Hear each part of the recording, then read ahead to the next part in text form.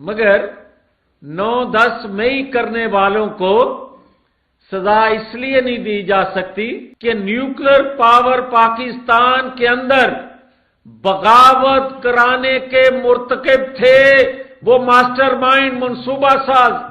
और मैं ये कहता जाऊं, general Faiz Hamid housing society की वजह से गिरफ्तार नहीं, यह हकीकत कौम को बतानी चाहिए। जनरल फैज हमीद उस मंसूबा बंदी का हिस्सा थे, उस मास्टरमाइंड के साथ थे जिन्होंने अदारे के अंदर बगावत करवाने के लिए कोशिश की, जो नाकाम हुई। और यह बगावत दुनिया भर के किसी और मुल्क में होती और नाकाम होती, अगले दिन गोली से उड़ा दिया जाता उन बागियों को। मगर पाकिस्तान में उस मास्टरमाइंड को जब उस वक्त का chief justice good to see you कहेगा और वो बाहर निकल के ये कहेगा कि जहां से गिरफ्तारी मेरी अमल में लाई गई, लोग फिर हमला भी उसी वक्त उसी जगह करेंगे, लोग उसी पर हमला करेंगे जो मेरे पे हाथ डालेगा, तो उस पर भी जुडिशियल कमीशन बनाने की जरूरत है।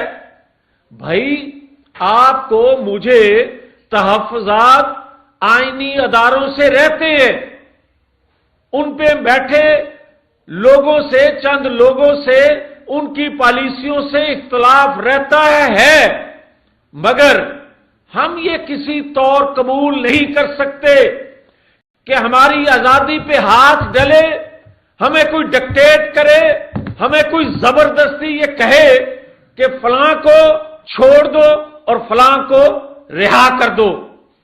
मैं ये आज कहता हूं, ये घोंसला, ये जो फ्रॉड है, क्या हम जानते नहीं हैं कि ये कमेटियां जो हैं, ये सिर्फ और सिर्फ पता है कि एक जानब से है कि इमरान को रिहा कर लो, 1 पॉइंट एजेंडा है, तो फिर लोगों को हकीकत क्यों नहीं बताई जाती?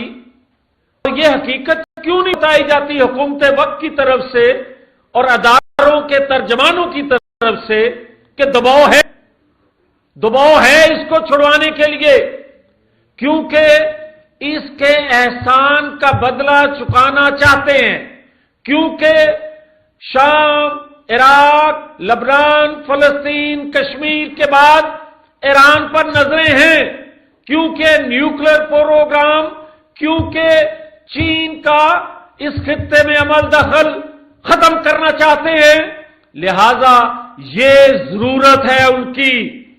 तो मैं ये बावर करना चाहता हूं कि अगर एटमी मिसाइल इंडिया के पास जिस हदफ को टच करने के लिए उसके पास हैं, पाकिस्तान का हक है, हम बनाएंगे। हम किसी तौर पर भी आलमी कुव्वतों के दबाव में नहीं आएंगे। हमने किया था अपने नेबर के एटमी कुव्वत बनने के जवाब में। आज कैसे हम रह सकते हैं पीछे? हम नहीं रहेंगे पीछे। कोई हमें डॉलरों के बदले बेगैरती में डॉलर डेवलपमेंट का ऐलान करे, हम डॉलर नहीं अपनी आजादी पे कम पाएंगे। कोई हम है अदारों में बैठे कुछ शिकायत हैं, तो वो शिकायत पाकिस्तान के अंदर है, वो है, उसको ड्रेस देंगे। अगर कभी भुट्टो ने भी नहीं कहा था नाफरमानी, नवाज शरीफ को ताहियात नाहल किया, नवाज शरीफ को कैद खाने में जहर दिया गया, मगर नवाज शरीफ ने सिर्फ कहा कि इस नंबर से बड़ा जुर्म है सिविल नाफरमानी।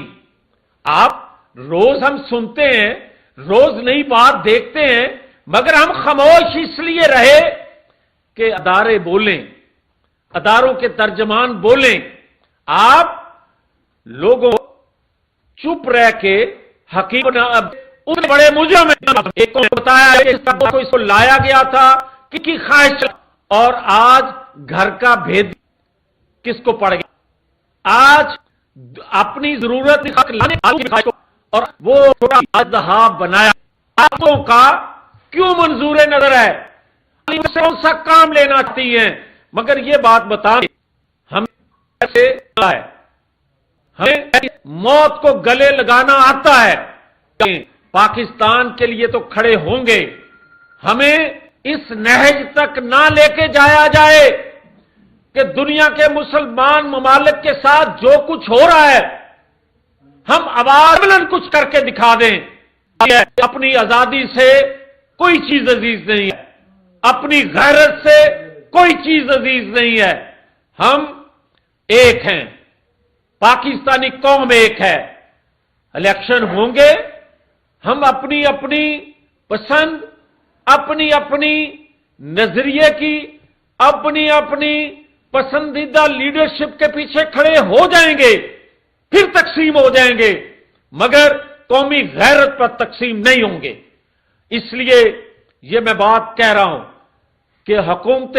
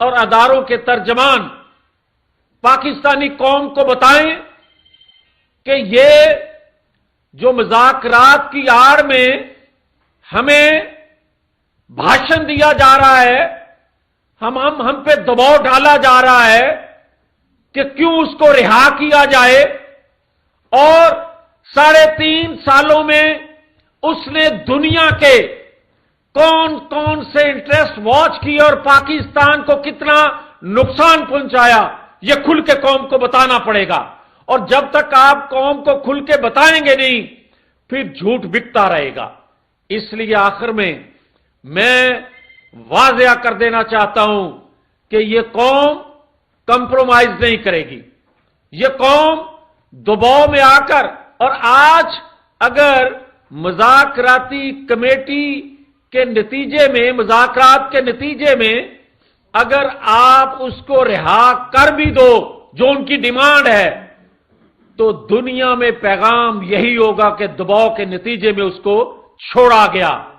इसलिए हम कौमी गैरत पे सौदा नहीं कर सकते, और अगर इस दबाव में कोई ऐसा काम किया गया तो कौम खड़ी होकर दिखाएगी।